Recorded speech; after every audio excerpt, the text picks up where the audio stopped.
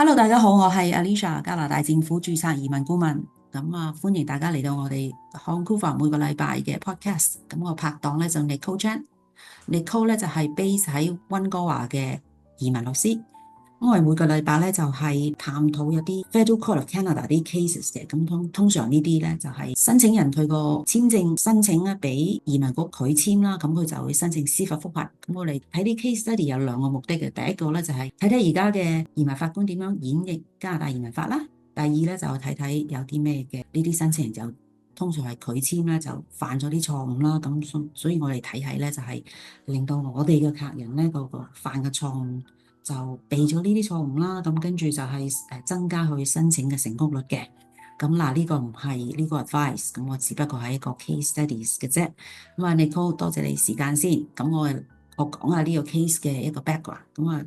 呢個係一個香港人嚟嘅 Stream B，大家都知啦，就可以申請一個我哋叫做救生艇嘅工作簽證，做一年嘢喺加拿大，一年嘢之後可以申請永久居民嘅。2026年8月31號之前申請永久居民嘅。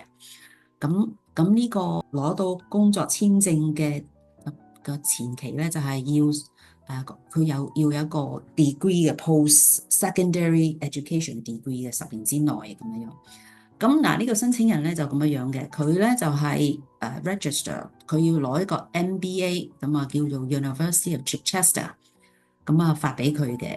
佢成個 arrangement 咧就係香港有間 college 叫做 Douglas Business School，就assess 過佢個 undergrad degree 咧，就俾咗好多 credit 俾佢。多到咧就係佢幫佢 arrange 到咧係幫 Chichester 交一個論文咧，就可以攞咗個 MBA degree，就 in 呢個hospitality 叫做 tourism and hospitality management 嘅 MBA degree 嘅。我用呢個 degree 咧，就2022年嘅6月就攞到個 degree，咁係成功地申請到 Education Credential Assessment 嘅喎。WES 話俾係 equivalent 加拿大一個 master degree 嘅。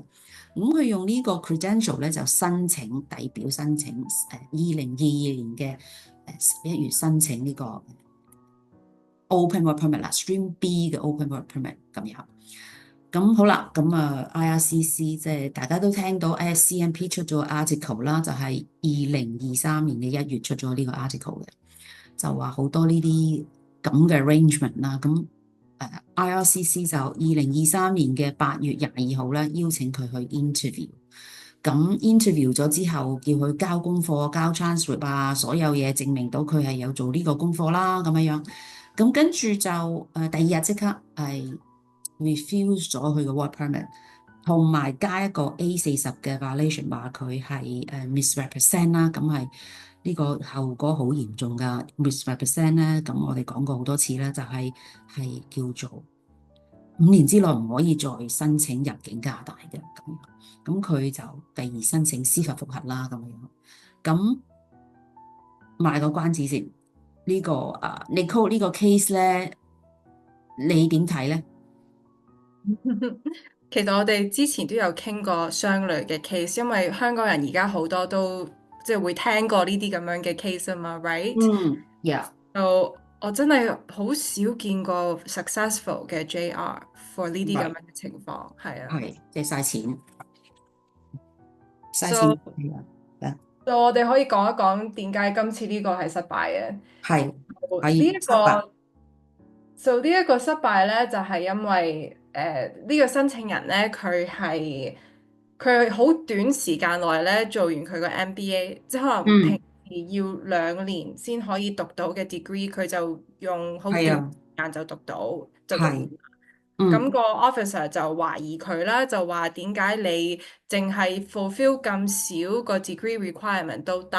嗯，咁佢就話係因為佢之前咧讀過嘅嘢咧，就俾一啲 credit exemption 佢，即係好似啲 transfer credit 嗰類咁樣嘅嘢咧，係係即係佢 exempt 咗好多 requirement 嘅。咁係，嗯咁個 officer 就問佢攞證據啦，即係你嗯可唔可以話，你可唔可以 send 啲嘢話俾我知點解你可以有咁多 exemption 咁樣？咁個申請人咧就話佢冇呢一嗯樣嘢，佢 prove 唔到佢係有呢一個咁樣嘅 exemption 嘅，即係個學校嗯係有咁樣俾過呢個 exemption 佢嘅咁樣。嗯咁所以咧個法官咧就話個 officer 今次係呢個判斷係啱嘅嚇，嗯即係佢問佢好直接問你攞呢個文件，咁嗯你話你俾唔到，咁個 officer 嗯就 refuse 你 on 呢一個 reason，咁個法官就話呢個係合理嘅咁樣。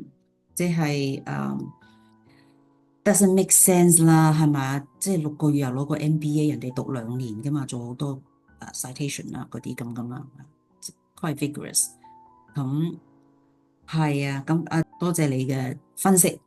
咁如果你覺得係親戚朋友都想聽嘅，請你同佢哋 share 啦。如果有其他 topic 你需要我哋做 research 嘅，請你喺 comments 嘅留言咁樣。如果你係需要你特別我哋做 private consultation 嘅，請你 PM 我哋幫你 arrange 啦。下次再見，拜拜。